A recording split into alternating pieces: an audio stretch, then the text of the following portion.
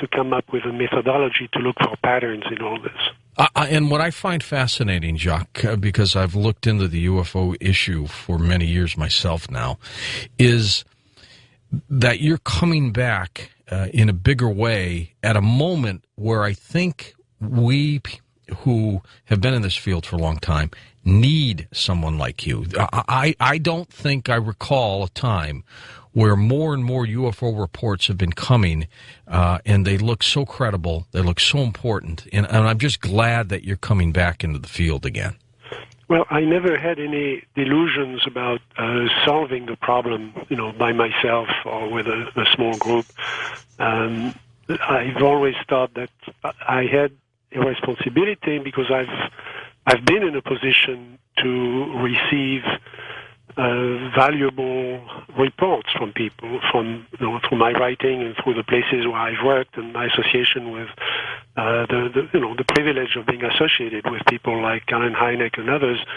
And my responsibility is to try to transmit this and to try to help people who come after us sort out the good data and not have to waste as much time as we've wasted trying to sift through all the irrelevant stuff, because 90% of all the data is explainable for all the usual reasons, and so we have to concentrate on the unexplainable, on the really puzzling data. Sure, and then that 10% is very important. Just over the past several years now, we've seen some incredible cases, some incredible unexplained cases. The episode at O'Hare Airport. Yes. That was one I want to talk with you about, the Stephenville, Texas sighting that just occurred as well. But is it my impression, do you feel the same way, that we are getting some very credible UFO reports lately? Yes, we're getting fewer reports, possibly because the media is, if you take all the numbers, of course, on the Internet, you've got thousands of things all the time, but that's really at the noise level. In terms of the well-documented reports, the media seems to be less interested these days in the subject. To their credit, they are distracted by other things, sure, like the elections, and but the few cases that are being studied are very, very interesting indeed. And as you may know, the O'Hare sighting was analyzed by a group of scientists around Dr. Haynes, the NARCA group that is doing a tremendous job of documenting aerial cases, and those have become a class by themselves. The cases that over the years have been seen by pilots and airline officials and control tower operators, radar operators, because here you have usually instrumented data and you have trained observers. Well, and the FAA comes out and talks about weather patterns and things like that at O'Hare, yet when you look at some of the pictures we've seen of clouds with donut holes punctured through them, and then the testimony of so many people, you begin to shake your head and you begin to wonder, how can they come up with excuses like that? Well, the first tendency is to try to explain it away in parts, so they don't have to talk to journalists and they don't have to talk to the media, and they can go back to their normal life. And I guess it's a human tendency, especially since there is no rule or no regulation that says that those have to be reported anymore. Of course, in other times, a case like the one at O'Hare would have created, a great deal of interest, both from the military and from the public. But the public seems to be pretty jaded these days, and that this thing could sit there for probably about 10 minutes, from what I've heard, right over Concourse C at O'Hare Airport in the late afternoon, and very, very few people have really asked the right questions about it. In Britain, not too long ago, pilots witnessed seeing huge objects. One pilot quoted as saying, I've don't know what it is. I don't know if it's extraterrestrial, but I'll tell you this. I've never seen anything like this before.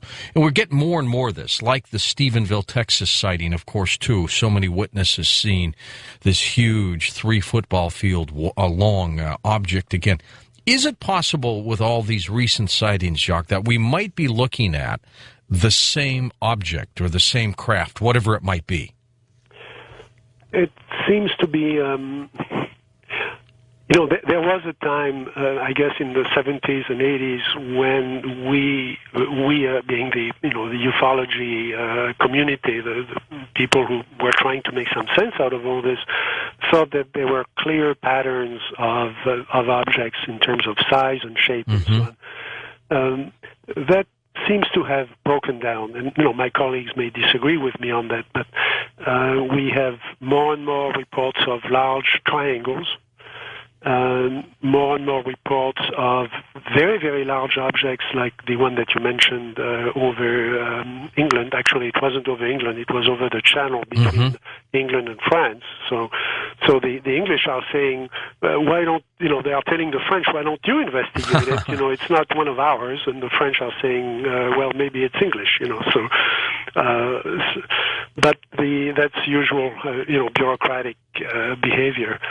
But we seem to have a wide variety of shapes and patterns of objects. Do you believe that the United States or some government on this planet is capable of building and keeping it secret an object, a craft that big, and in getting it up there and letting it travel at these apparent speeds?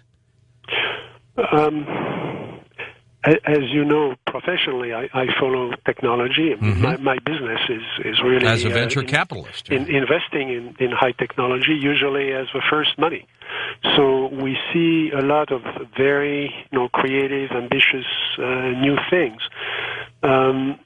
Today, technology can do amazing things, and there are things flying. If you look at how many countries are building drones, for example, that go from the size of a fleet to the size of a fairly sizable aircraft. And some of them have extraordinary shapes. So, yes, something could be built and probably is being built that people are reporting in good faith as a UFO. That does not explain the phenomenon going back 50 years or more, and it certainly does not explain the speeds. I mean, you still have to follow the usual rules of aerodynamics if you're going to build something like this. To my knowledge, those rules have not, those laws of physics have not been repealed yet. So UFOs, the unexplained cases that people are reporting, have to do with something else.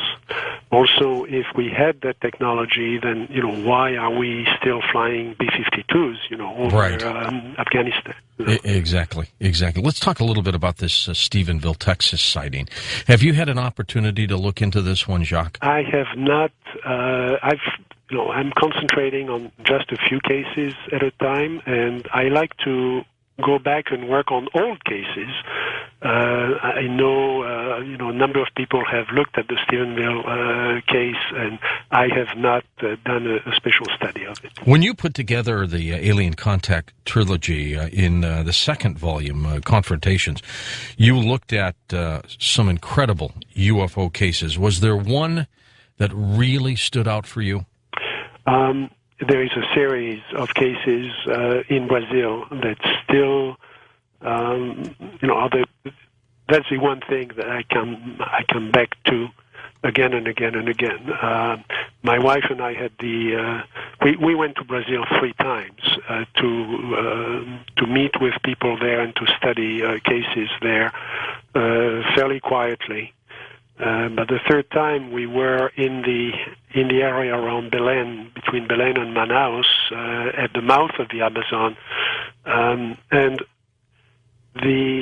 in 1977 there was a wave of sightings in that whole region, and it's not the jungle there. It's not what you imagine the Amazon to be in the deep jungle. It's more it's a very rural area, but you can walk through it, and there are farms and ranches and so on. And there are a number of islands in the Amazon River itself. Over a period of 3 years, in the fall of '77, there were observations every day, every night, actually, of objects, some small objects, some large objects dropping from the sky, some coming out of the water, and flying at low level over the villages there and over the beaches. The people were terrified. They were terrified in part because these objects had beams that seemed to cause harm to the people who were hit by those beams. So all the people who could leave those islands, the island of Mosquero and the island of Colares especially, went back to the mainland. They went back to Belém, which is a large city on the south shore of the Amazon. And the very few people were left there. The people who were left there included a medical doctor that we spoke to, and included some of the witnesses. They saw the objects, but they also photographed them, and they also saw a team of Air Force intelligence, about 60 people, who came and camped on those beaches, and they had cameras, they had film cameras, and they started observing those things night after night after night. Now here we have the witnesses, and you have the ideal situation. Sure. You have a wave of unexplained cases, and the witnesses are 60 intelligence officers from the Brazilian Air Force. I had a chance to spend a day with the man who was the head of that task force, and this was, of course, over 10 years later. And actually, the Brazilians who were with us were amazed that we were invited inside the Air Force Base and spent a day with this man and his staff. But they went over what they had seen. There were 3 levels of reports they had written. They only shared the first level, which was confidential, but was something that they could share. The other 2 were classified, and they could not share them. In fact, they didn't have access to them anymore. And those cases, these men were not kidding. I mean, they were still talking about it as something that was very, very powerful, somewhat terrifying, and completely unexplained. An incredible effect on them, no doubt. Yes. Now, these are intelligence officers. The man who was head of that task force was from the Amazon basin. His mother was of Indian descent. He spoke the languages of the Amazon Indians. The area that they covered was called Primero Comar, and that's an area the size of, slightly larger than Texas. And they know those areas very well. They know the local population very well, and they obviously know everything that flies. Yet it continues to happen time and time again. Stay with us. Dr. Jacques Vallée, our guest for the next hour and a half. I'm George Norrie, and this, of course, is Coast to Coast AM. We'll be right back. With our special guest, we've got 2 tonight in our floating format, Jacques Vallée. And we'll be back with Jacques in just a moment on Coast to Coast AM. Jacques, I never had an opportunity to talk with you about the 1947 Roswell case. Did you ever look into that, and what's your take on that? You're posing this as a very innocuous and innocent question. And you're opening a very large area. I have followed. I have a lot of respect for Mr. Friedman, for Stanton Friedman. Mm-hmm. I followed his research, and I respect it. He's one of the people in the field who actually, do their homework and do it carefully. I've read the testimonies that have been assembled.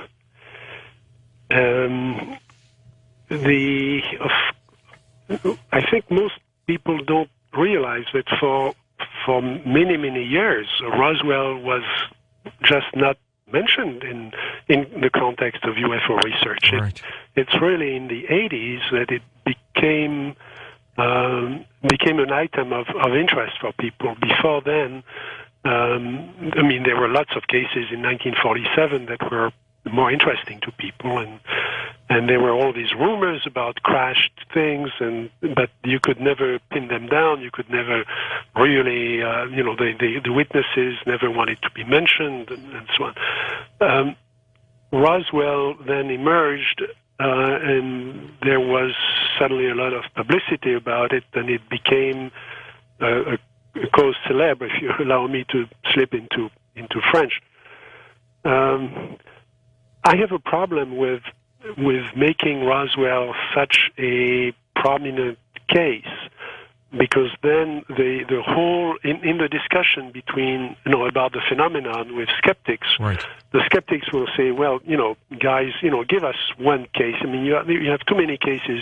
Give us your best case, and we'll investigate it. And then the ufologists say, well, Roswell, and but in Roswell, we actually have nothing that a scientist can take back into his lab.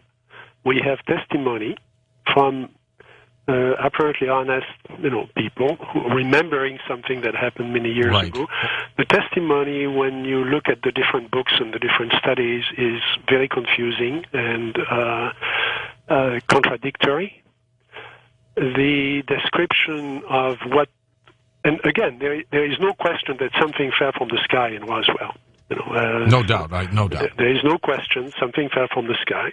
There is no question that, item number 2, fact number 2, the army or the military came in and picked up every piece of it, and then they lied about what it was. I mean, those are 3 facts. So on the basis of that, it's tempting to jump to the conclusion that, well, this must have been a UFO, okay? Well, it could have been, or it could have been something else. And when you put it in the context of everything else that was going on in the Roswell area at the time, remember this was the only base in the world that had atom bombs.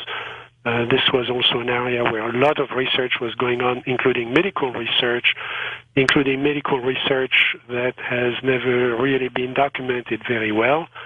Some of which remains classified, including medical research, which, as several authors have pointed out, may have violated some of the standards of human subject research. There could have been a lot of reasons for throwing a veil of secrecy over what was actually going on there. The explanations that have been given are not very convincing. The Air Force has said, well, it was a balloon. Actually, what's being described, it looks like a balloon. Mm-hmm. It looks like a reflecting surface of some kind, some advanced material, but not advanced by our standards. Certainly interesting material by the standards of 1947, but something that looked like was very light material like balsa wood with hieroglyphics on it. Well, many people have pointed out there were such things used to as the armature of balloons that were classified at the time, that were designed to pick up different radiation levels in the higher atmosphere and so on, that were classified. So there is a mix of puzzling facts and explanations that are not complete explanations, and you end up with something where a scientist with an open mind is going to say, look, you're not giving me anything that I can really work on. There are so many other UFO cases where we have data, where we have maybe not hardware in the kind of hardware we would like to have, but we certainly have metal that has been left behind in connection with reliable descriptions by witnesses that we can interview today. And as you know, I mean, in Confrontations, in the second book of the trilogy, I have an entire chapter on looking for patterns in that material, some of which I own. So, there is material, there is metal residue that is puzzling. It's not something that would be unexplainable in terms of Earth chemistry, but it's very, very strange. Would it have been difficult to explain in terms of Earth chemistry based on the fact that it was 1947? No. It would not, okay. No. Okay. One of the things, though, Jacques, that astounds me about Roswell is this deathbed signed affidavit by Lieutenant Walter Haut, who originally put out the news release that the Army Air Force had found this wreckage and had it, and then he changed the story. He said he was told to change it. But when he died, he left this document that claims that he saw the crashed wreckage. And I find that to be pretty compelling. Of everything that I've heard about Roswell, the Walter Haut deathbed confession seems to be pretty fascinating to me. It's all fascinating. I've spent time with Colonel Corso. I've spent time with other people who had been hired to investigate events around Roswell. It is fascinating, but it is not the best case on which to base an argument about the reality of UFOs. With Alien Contact Trilogy, in the 3 books, Dimensions, Confrontations, and Revelations, the Revelations seem to have changed. It went from, the first 2 they went from cases and historical records, to this one seemed to be darker, that there seemed to be some kind of danger involved in this field. Now, that's my impression. You wrote it. Your impression is correct. Actually, I stopped the writing twice. I gave up on the book twice because I was somewhat repelled by the material. And the material had to do, well, the first volume is Dimensions, and it's really an overview of the history of the phenomenon, putting it in historical perspective and bringing it to the present. Confrontations is really the most important book from my point of view. People always say, why don't scientists go into the field and investigate those things? Right. Well, that's what we did. Okay, my wife and I and a small team of friends and colleagues. And Confrontations is really the summary of about 10 years of research. Practically all the cases are first-hand cases investigated at the site. It's not armchair research. We went there, we found the witnesses, we spoke to them, and we inspected the site. And we, in many cases, we analyzed what was there. Then I couldn't leave it there because the story is bigger than that. Right, The story includes belief systems, it includes cults, it includes contactees, it includes people with extreme beliefs who have contributed to creating what the public thinks of today as the UFO phenomenon. That includes, for example, the HIM group that became Heaven's Gate. In a prior book in 1975, I had, actually 79, called Messengers of Deception. I had warned people about not joining those groups. I attended a meeting of that group, and I mention it again in Revelations, a meeting of that group at Stanford, where one of the students who listened to the presentation by those by the members of the cult asked what's the risk in joining you, and the answer was you only risk your life. Yeah, exactly. And and that people don't want to hear that. The book was at the time and that warning was rejected by most of the UFO believers or researchers as something that was irrelevant. So these are crazy people with their own little crazy belief, and that's not relevant to what we do. Well, it is relevant because it's shaping our perceptions of it, and of course we've seen that later in the mass suicide of the members of Heaven's Gate. it's important to study those groups. And I'm not a sociologist, so I can only go so far in calling attention to that aspect of the problem. And then you have another panel, so to speak, that's even more confusing, which is the intervention of intelligence services. And, when you spend a lot of time in the field talking to witnesses about what they've seen, after a while you become aware that there is more than just natural phenomena and things that could be UFOs, but there are also people playing games. Now, some of those games may be played, maybe psychological warfare exercises. They may be very legitimate from the point of view of the military or the training of special forces. But to give you an example, because people are going to say, well, it's all speculation. Mm-hmm, well, sure. Let me tell you something that's not speculation. I have a friend, actually, a colleague in venture capital, who used to be in the special forces. And one of the things that they did, and this was back in the 70s and 80s, was to attempt penetration of nuclear sites, American nuclear sites. They would drop from the sky at night with out of devices that were made to look like flying saucers. Now, if you're a guard at a missile base and you're told to shoot at any helicopter that comes over the fence, if a helicopter comes over the fence, you're going to shoot at it. If a flying saucer comes over the fence, or the Virgin Mary comes over the fence, what do you do with your machine gun? And there are exercises like that. Right. That may explain why there are strange things seen around missile sites or nuclear sites. Attempting penetration, for the sake of security of those sites is very important. And people do some pretty weird things. And to some extent, when you really look into it and you talk to people like that, you begin to see that some of that is legitimate, but it's very confusing. And it's going to be very confusing to somebody who just happens to be there and watch this and not know what's going on.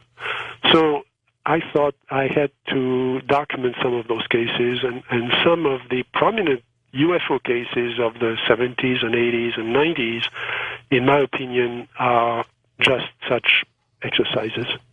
Dr. David Jacobs believes also that there's a dark side to the ufology field, that whatever this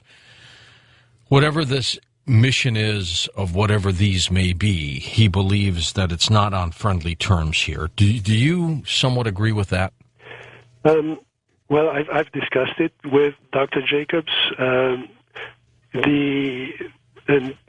We may have come to similar feelings from different directions. Right.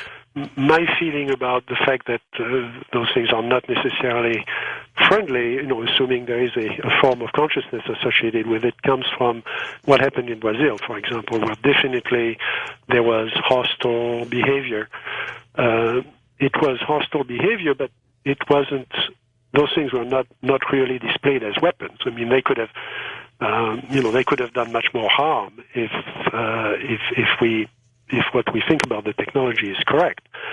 At the same time, what Dr. Jacobs and Bud Hopkins have done is derived from hypnosis of abduction victims. Right. And as you may know, I have a big problem with hypnosis.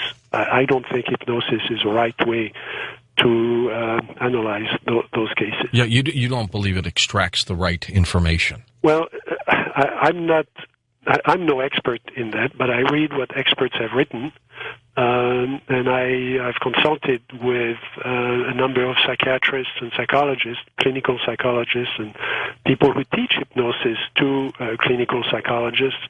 They all tell me the same thing, that if you are in front of a person who believes that they've had an experience which is so traumatic, the last thing you should do is use hypnosis. There are other ways of extracting information that are much more gentle and more reliable. Furthermore, hypnosis, has been looked at as a method for extracting the truth in court. And there is a very large literature about the excesses, and the mistakes made with hypnosis, especially in the hands of untrained people. And so I don't think we can rely on that material. Jacques, we know something is happening. What we don't know is who and why and where necessarily, but there's so many different theories that they're time travelers from our own planet, that they might be dimensional, that they're truly extraterrestrial from other planetary systems. Have you come to any specific conclusions as to what you think is going on? No, I really haven't, and I think we shouldn't try to come up with conclusions at this point.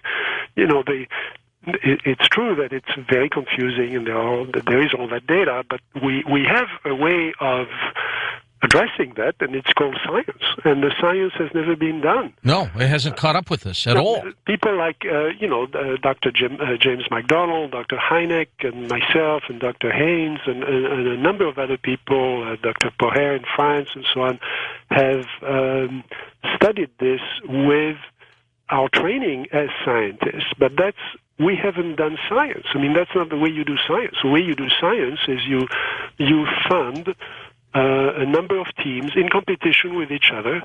You call for proposals for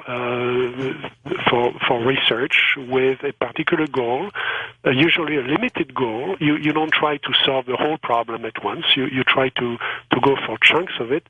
You develop databases that are reliable, and then you do that step by step. And that's how. That's how the internet was built. That's how cancer research is done. That's how science progresses. It has never been done.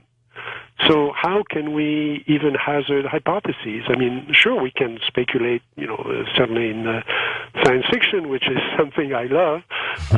We've got lots of ideas on what those things could be, but that we have no way of backing up any of that. So it becomes a battle of beliefs.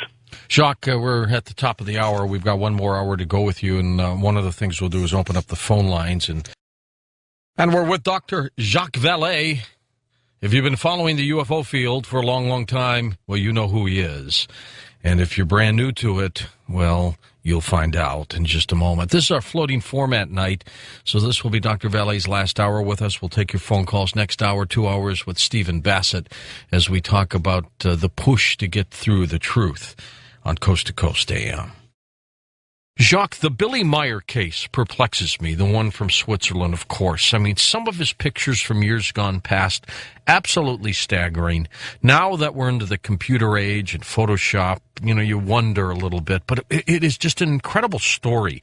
Have you ever looked at that, or your thoughts on that case? I have, and I've traveled there, and I've met some of the people in the group on the property. And the pictures are stunning. The question is, what are they pictures of? Yeah. And are they pictures of a model? I believe there are pictures of a model. And what astonishes me is the willingness to believe on the basis of just a few pictures. The people have been swayed by the beauty and the precision of those pictures, mm-hmm. And there are some films also. And I had, as you probably know, in San Francisco is not Hollywood, but there is a community of cinema. Avant-garde artists and movie makers and so on. True. Here in San Francisco as well. Truly professionals. And they get together from time to time to look at each other's movies and to look at interesting things. And one evening, and those are experts who make their own movies. And there was a series of films about UFOs, including the Billy Meier movies. And it was very interesting because you would see. It was a movie that Billy Meier had shot in which the ship vanished on the spot. So you could see the saucer hovering over the landscape, over the field, over the grass and so on, and then all of a sudden it would be gone. Well, what apparently he didn't know, and that I would not have noticed it, but the people in the room did notice it, and they reran the film and they showed me that when you stop the video camera and you restart it to do a special effect, as in making the flying saucer disappear, it leaves one blank frame, and that one blank frame, when your eye is trained, you can clearly see it. You can also see that the grass was moving from left to right when the saucer was there, and then it was moving from right to left when the saucer wasn't there. So that really gives you, that forces you to raise the question as to whether somebody didn't just stop the camera, remove the model, and start shooting again. And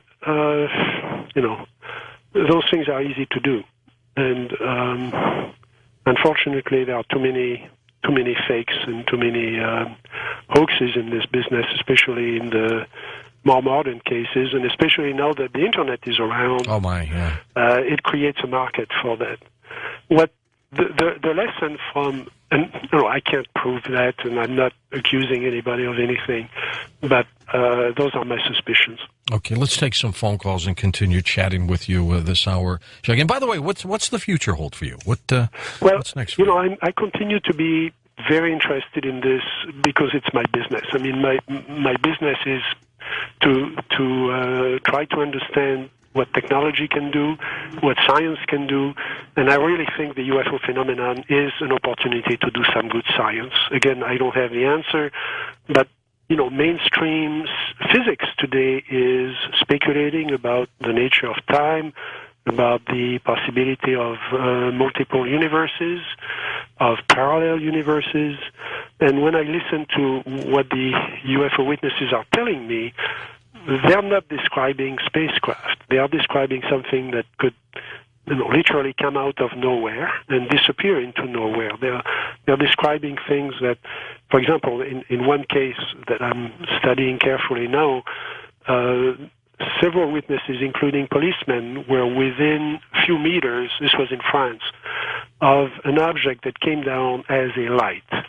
That light came over a field. Out of that light, the only way I can say is that a craft precipitated out of it. That craft was apparently metallic. It made deep imprints in the field, and then after a few minutes, it rose again, went back into the light, and the light vanished on the spot. Well, this is not any kind of a spacecraft that that NASA is going to build, or Boeing or Lockheed today. Okay, this is weird stuff, and it's stuff that is very, very interesting. And here, again, the witnesses are absolutely unimpeachable. I've spoken to them several times. I've been to the site. We have imprints of the traces. This was a physical object. It was not a physical object all the time, and that is what really interests me. I mean, this is where I would love to enlist the help of a team of scientists to look at those cases. So you can say then, beyond a shadow of a doubt, that whatever is happening, it's truly extraordinary. Yes, and it's physical. My gosh. Let's go east of the Rockies. Chris, you're on Coast to Coast. Where are you calling from? Good evening, George. Yes, I'm calling from Long Island, New York, Great. listening to you on WABC Thanks, AM. Chris. Sure thing. Dr. Valet. Yes, sir. Good evening, sir. There was a book of yours that I was really fond of, The Invisible College, and in your conclusion to that book, you suggested that what we were seeing in the UFO phenomena was a control system and a reinforcement system that was conditioning human consciousness, and you went as far as to suggest that it was shifting the human learning curve toward a new cosmic behavior. Do you still subscribe to that view? Well, that view is derived from analyzing the pattern of cases over the years and over several decades. It behaves as a schedule of reinforcement, as a learning system, essentially. and as a control system. Now, that doesn't mean that it is controlling us. It could be that we're controlling ourselves, or it may be that that's just the way the mechanism works. Just like in ecology, if you will, you could say, Mother Earth is punishing us by having volcano eruptions and tornadoes, but you could also say that it's a natural mechanism that's creating those things, and that there is no consciousness having actually the intent to do this. And it's the same thing with this phenomenon. I think the question is very much open. So in answer to your question, yes, I still believe that it's behaving, that the best way to analyze it over the years is as a pattern of waves that resembles a control system, and that we're adapting to that control system, and that's the interesting question then is, can that be tested? And I was proposing this as one of the as a hypothesis that could be scientifically tested. There must be ways of finding out, when you're inside a control system, finding out whether it's open or closed. The late Dr. J. Allen Hynek, at this point, if he were alive today, I know you respected him greatly, Jacques, what would he be saying about what we know today?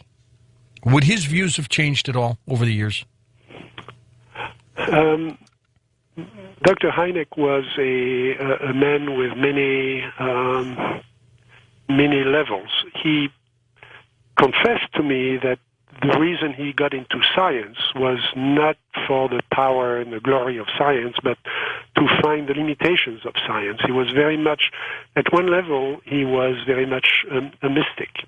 We found out that, when we would get together, we would talk about UFOs for a while, but then eventually we would talk about the history of science, the history of esoteric philosophy and natural philosophy, and so on, and what are the limits of science in terms of parapsychology. He was very much interested in the remote viewing experiments. He was very much interested in all of that. So he would not be surprised by what has been learned, since in the 20 years since he died.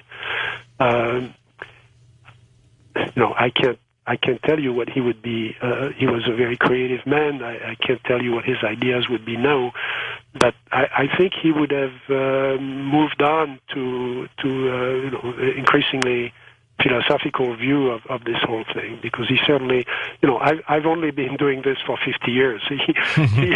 He did it for many more years. He was there in 1947 at the very beginning. Yes, that's true. Wildcard line, you're on the air with us. Where are you calling from? Hi, I'm calling from Toronto. Okay, go ahead. Hello, Jacques. I got to hear you talk at the last IRVA conference, and I have also met with Ingo Swann. Yes? He tells me that zero-point energy has been reverse engineered at SRI in the 1970s from his alien contacts.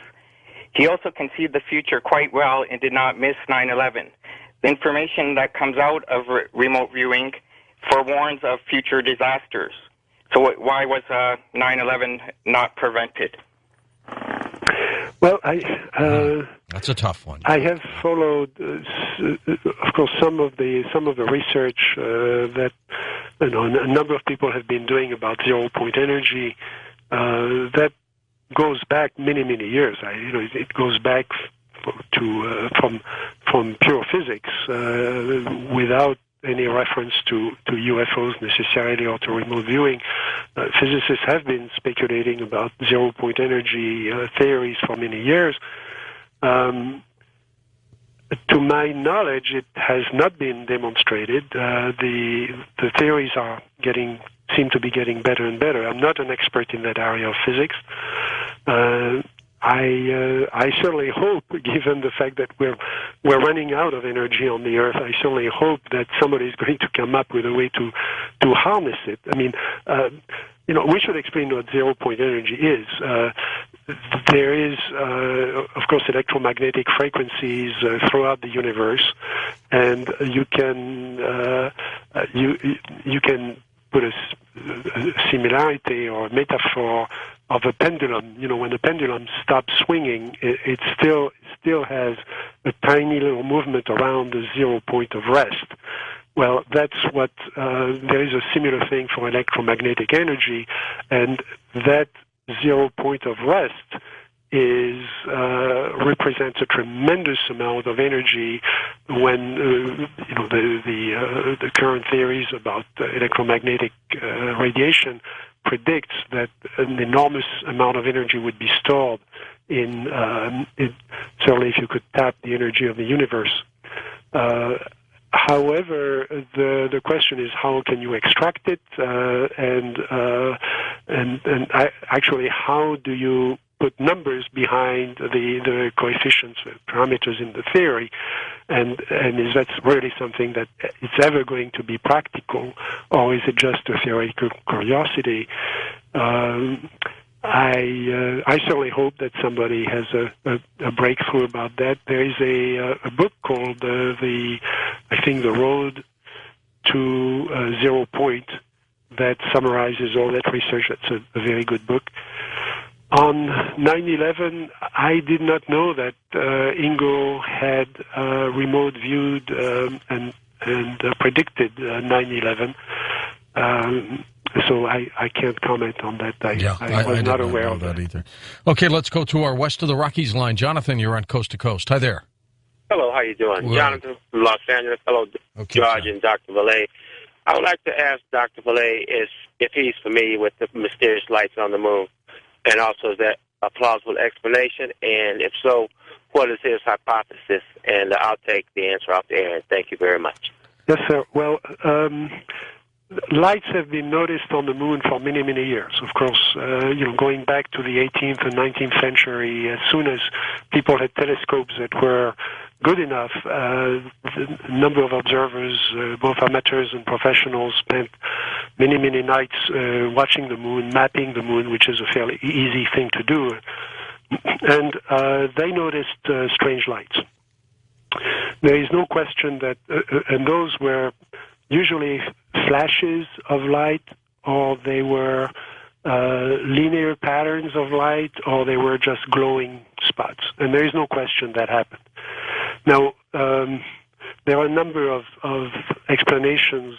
Of course, some people speculated that there were people on the moon signaling to us, but there are better explanations because those things always happen under the same conditions. And so some of the possible explanations are, number one, that meteorites hit the moon, and the moon doesn't have an atmosphere, or a very, very tiny, atmosphere.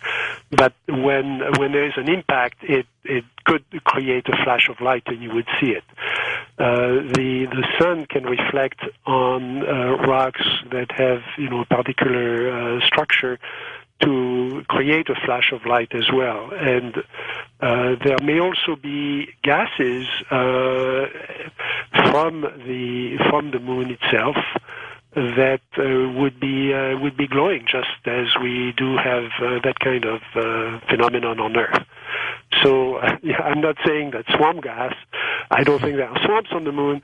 But there could be there are chemical processes that could give rise to those lights. To my knowledge, and I know there are probably people listening to me who are disagreeing with that, but to my knowledge, there is nothing that has been unexplained in terms of repeated lights from the moon. What about angels, demons? What about those possibilities? When you look at, in one of the studies I've done, I've compared the UFO phenomenon to folklore, and just as if you were a farmer in the 15th century and you saw a strange light in your field and you saw little creatures dancing around the light, and you told that when you got back to the village, you probably would be accused of sorcery or witchcraft, right, or of congress with the devil. And the church was suppressing those stories. And today, if you're a farmer and you see a light in your field and you see little aliens dancing around the light, science is going to tell you that you probably had an hallucination or that you saw the moon rising, and it's the same phenomenon in sociological terms. So, and the behavior of the beings is pretty much the same. So I think you could draw a parallel, and we have an opportunity to study folklore in the making, in a way, because to the extent that those stories are repressed, they re-emerge in, just like fairy tales. I think were probably based in part on real observations of about the same thing that people are observing now. Stay with us, Jacques. We'll be back. We'll take final phone calls with you in just a moment on Coast to Coast AM. Next hour, Stephen Bassett joins us, our floating format tonight. We'll be right back, though. We'll take final phone calls with Dr. Jacques Vallée on Coast to Coast AM. Jacques, did you ever look at the Rendlesham case out there in Britain? Yes, I did. And I mentioned it in one of the books in Revelations. I'm very puzzled by it. For everybody has been puzzled by it, but sure. From a different angle, I'm wondering whether it is a psychological warfare exercise. There are a number of things, and of course that has been denied loudly by the U.S. Air Force. If you remember, it's an English air base, but with an American facility on the same land. Right. And there were a number of incidents there with a light that was at ground level in a wood that was seen. There is no question there was a light there. There was an object that was luminous, and there were a number of Air Force, both American and English personnel, who saw it. But they were asked to not have any weapons and go there and watch it from a distance, and they were then interviewed very carefully afterwards. Also, there are hints that there were people there who knew that light was going to be there, and that it arrived over the water, over the North Sea. That is the kind of situation that you would set up if you were testing, if you wanted to expose a number of people, a calibrated cohort of subjects to an unknown, to a stimulus that would be unknown to them, and gauge their reaction in a military context. So that is just too similar to other psychological warfare exercises for me to jump to the conclusion that it was a UFO. Okay, back to the phones we go. Let's go east of the Rockies. You're on with Jacques Vallée on Coast to Coast. Hi there. Good morning, George. Hey. Good morning, Mr. Vallée. Good morning.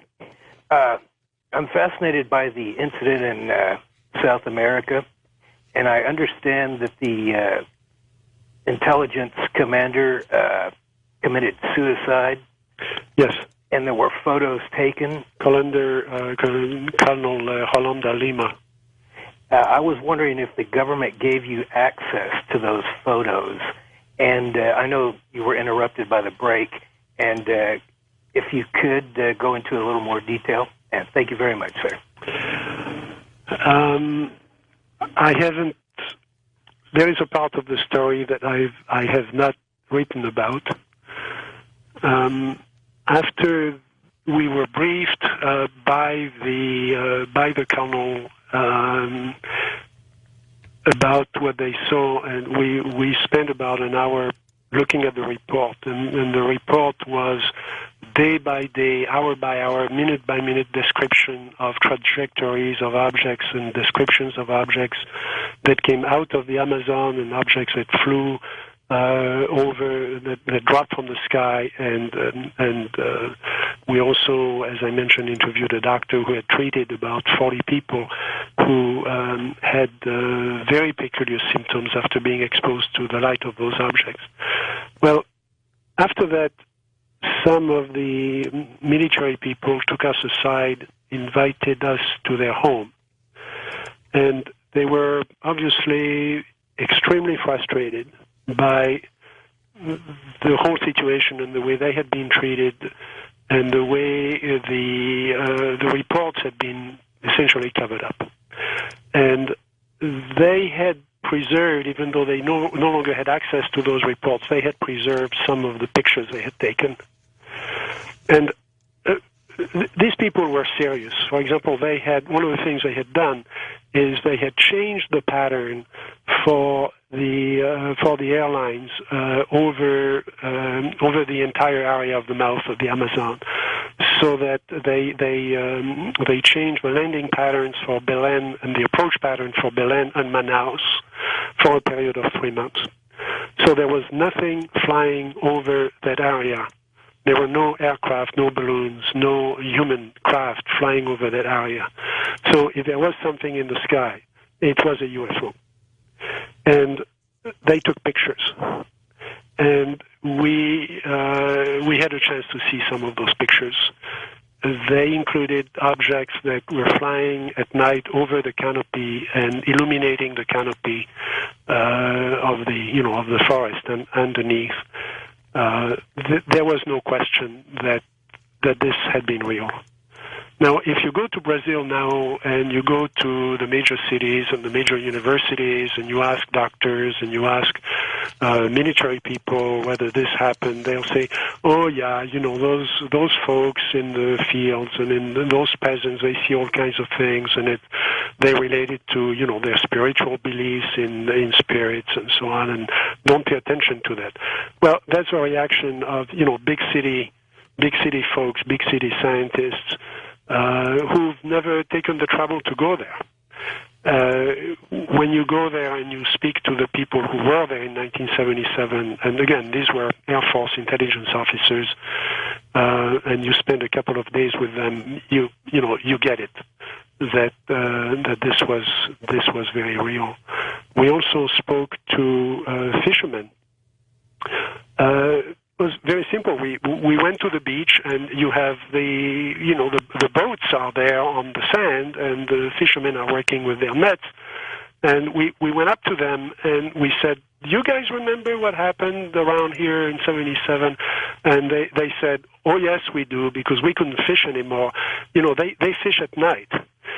For one thing, it's very, very hot, as you may imagine, in the basin of the Amazon during the day. They fish at night. They could not go out at night, and one of the reasons the population went back to the mainland is that they were starving. So something happened there, and it was very big, and the whole story is still, to a large extent unknown. What's so fascinating, Jacques, is no matter what conclusions we draw from any of these, it's truly outstanding whatever is going on.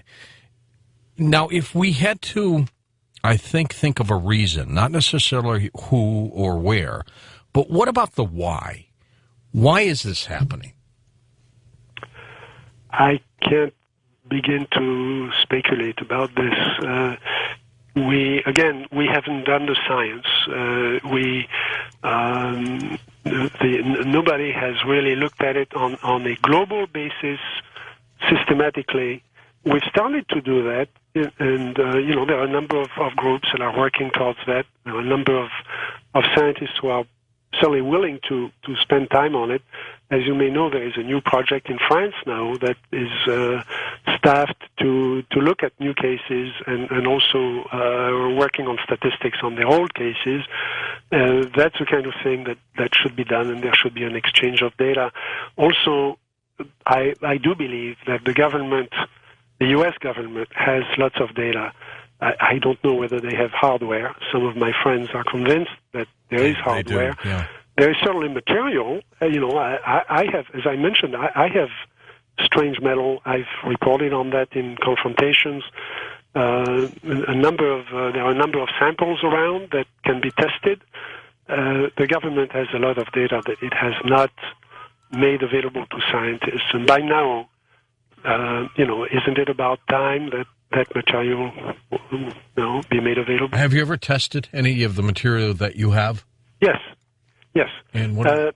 Well, essentially, what I found was two different classes of things. One class is very light, silvery metal, very often aluminum allied with other things. Again, nothing that would be unknown to an earth chemist.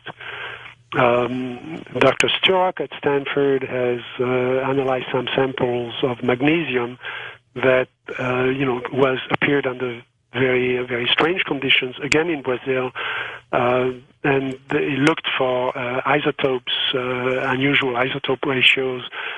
To my knowledge, again, this is not something that would be extraterrestrial by its nature. The other type of material is simply looks like slag, and it has been reported in several cases. I have samples of a case like that in Council Bluffs, where an object was seen by 11 people. The police was on the site there was a large deposit of melted metal. The police were there. They took pictures of the metal glowing in melted state. This was at night in a park in Council Bluffs. That has never been explained. There was no way of getting that mass of molten metal there at that time. There was an object in the sky that is similar to other cases we have. The material was tested, and it was essentially indistinguishable from slag. First-time caller line. Dennis, you're on the air with us. Hi there. Hi, hello, George, Dr. Valet. Great honor to be calling into the show. A question for Dr. Valet. Sure. I have read all of your books, sir, and I seem to remember you'd indicated the phenomenon had been evolving over time. That was a salient theme in your books. And I was wondering if you might comment on whether you felt that, for example, now we're seeing more triangular-shaped craft versus maybe 50 years ago there was traditional discs with domes on top. I was wondering if you might comment on whether or not that metamorphosis was something caused by the phenomenon itself or something in our consciousness that is interpreting the phenomenon. Great question. Yes, it's a great question, and it's very hard to theorize about this. Of course, Jung, the psychologist, in his theory of the collective unconscious, has suggested that UFOs were an expression of the collective unconscious, and that would explain why the appearance of the phenomenon would seem to adapt to the culture in which it was perceived. In 1897, people were seeing cigar-shaped airships that over America, and then it morphed into something that seemed to follow the culture of the time, and at one time it did look like spacecraft, and now it looks like either advanced probes or triangles and so on. I don't know whether that's just our projection of what we expect it to look like. Remember that if you really want to go back, you go back to Ezekiel in the Bible talking about a flying chariot.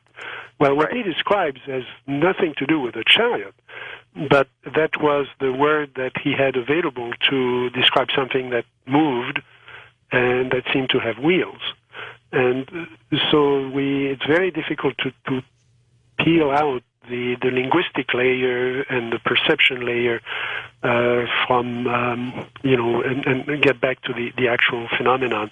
In fact, in the field, I've trained myself to try to ask questions of witnesses in many different ways to try to elicit almost getting into a very quiet state with them where they can peel out these layers and begin to get to the deeper layers of description of what they've seen, and that's how you can get to a better description. Are you working on another book, Jacques?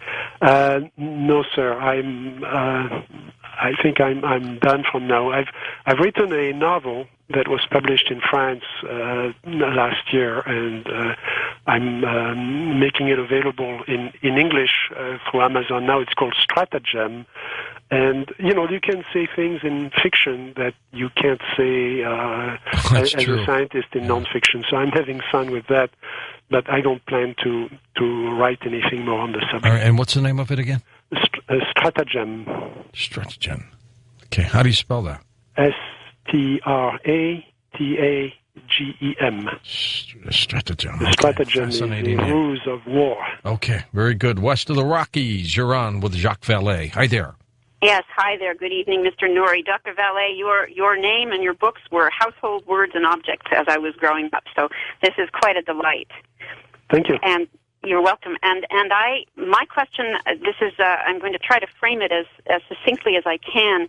It's an intriguing postulation that is not my own, but it has to do with experiencers' descriptions of the large eyes, the absence of mouths, and the bright lights.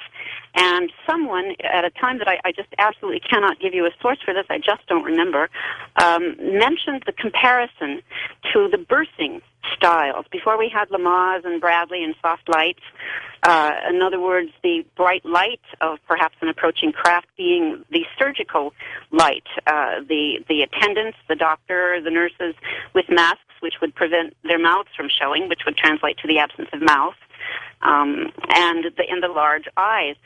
In other words, in later memory as an adult, perhaps, a confusion, a memory without proper comprehension. Have you ever heard of this? And I would be fascinated to get your take on it. Yes, I have heard of that. It's possible that one thing we do know about UFOs, and I think everybody agrees, that it's a close encounter is a traumatic experience. Yes. So the question is, can we trust the witnesses? When the witnesses give us a description, are they describing what was actually there, or are they describing an impression that was implanted in their mind, or something that psychologically they regressed to spontaneously under the terror or under the pressure or the trauma of being close to that object. So there are people who are open-minded skeptics who say, look, if these people have been exposed to, for example, a very powerful electromagnetic field of some sort, maybe even a natural one, that could have caused them to have hallucinations, and under those hallucinations, that would be they might regress to to a childhood memory, or they might regress to a screen memory, and they might see something like that. So yes, I've seen, and it's a very interesting parallel. Yes. Also, the description of the short grays almost look like fetuses. That's fascinating. I hadn't thought of that. And there are many similarities like that would be a delight for a psychiatrist. Also, for example, when you talk to people who describe being inside a UFO, you quickly come to the realization that the inside is bigger than the outside. Well, the one, of course, object that we know in our experience where the inside is bigger than the outside is a womb. And, the experience of abduction has many similarities with the experience of birth. But it's also, a similarity with the experience of some initiation rituals, some out-of-body experiences.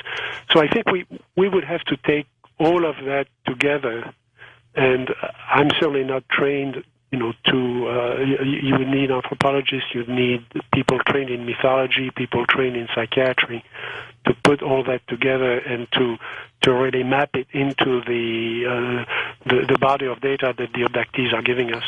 Jacques, we're out of time, but I want to thank you, and of course, you are invited here, my friend, anytime you want, okay? Thank you very much, and, thanks for the people who called. They've been very patient and, great questions. Jacques Vallée, the study of UFOs.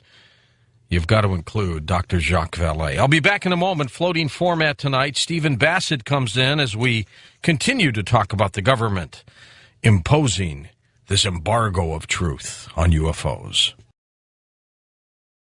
Well, as we continue our UFO extravaganza and our floating format, Stephen Bassett comes in next. He heads up the Paradigm Research Group. He's putting on the X Conference in Washington, D.C. I'll be out there with him in April. Back in a moment on Coast to Coast AM.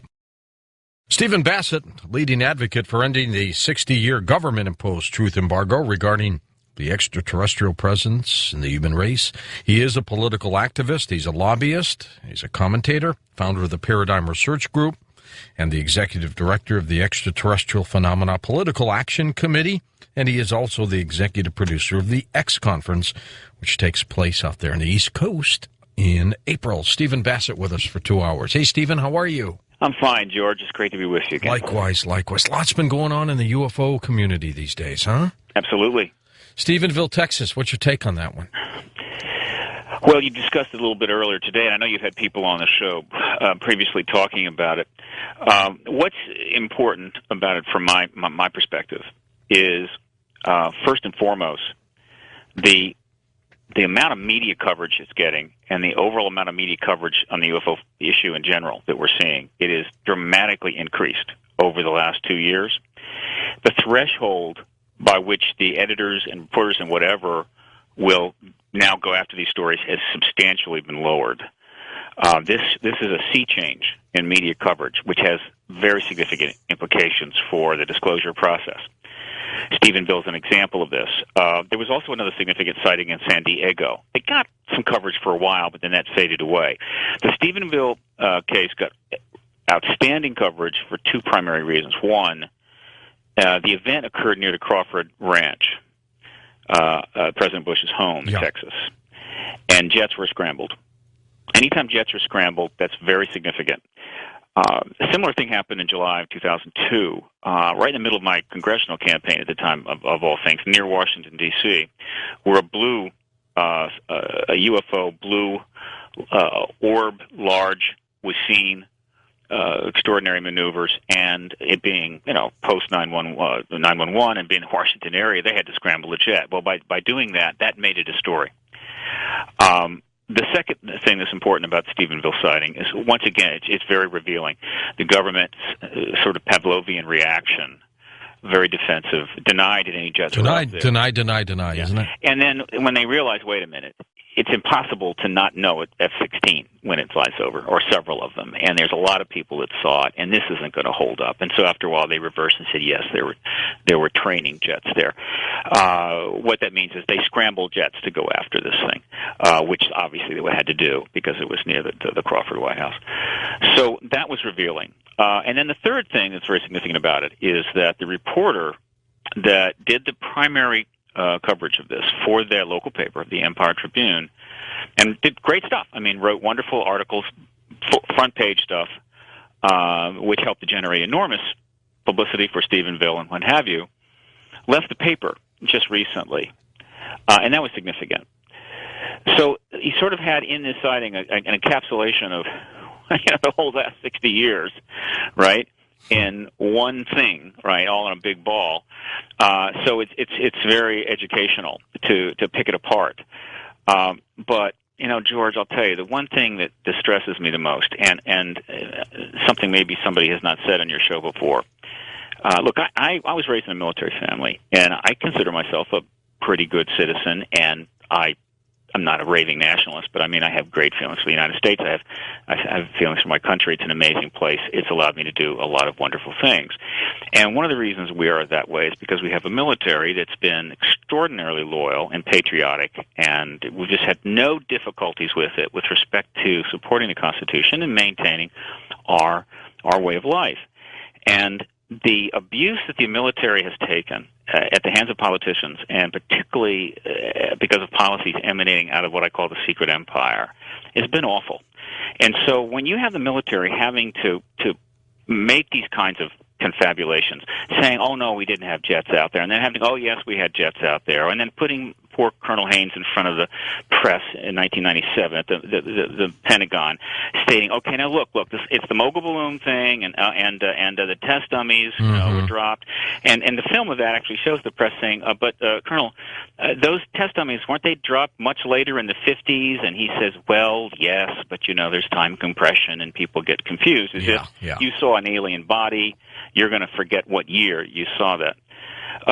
This is embarrassing to the military. It's demeaning. It's degrading. It puts them in a terrible position. It undermines trust in the military and the part of the people. It's just one more reason why this truth embargo is simply no longer viable, no longer acceptable, and has to end. Well, Stephen, you have especially been pounding away at this for years. I mean, I remember when I first started talking to you in '97 out of the place in St. Louis, KTRS, our affiliate there. You've been pushing this disclosure for well over 10 years now. You've devoted your life to it. Well, I devoted the rest of it, the rest of my life to it. What's left? Yeah, whatever there is left. But George, I was on your show before I ever did Coast to Coast, right in St. Louis. I mean, you were supportive. That's true. This work, that's true. And you were looking ahead already to the political aspects of this, and to the fact that it's going to take more than science to get this thing moved forward. And here we are 11 years later, it's not there. I think Art's producers heard you on my show because they were listening to me, unbeknownst to me at the time, and they heard you. Very possible. Yeah, very possible. How that of course, started. Art, a major figure in the information flow that has helped the disclosure process and movement in general to grow. All right, he allowed it in. You've obviously kept it going. It's not all there is, but it is extremely critical. This is going to require a political resolution. A lot of science was done. It was done as well as it could be with no money, since the government didn't provide any, the schools didn't provide any, the foundations didn't provide any. You had all these citizen scientists out there kind of doing the best they could, and they did pretty well, all things considered. But as McDonald found out near the end of his life, you could do all the finest science you could. The government was not going to end the truth embargo. It wasn't about science. It was about maintaining a national security secret and embargoing this issue until such time as the government felt it was appropriate for us to know at least the fundamentals, namely there's an ET presence. And it really helped break him and helped lead to his suicide. Well, it's been many years now. And the point is that the issue is not science, meaning that the presence of ETs is not really a science thing. What their craft is made of, that's sciencey, and their biology and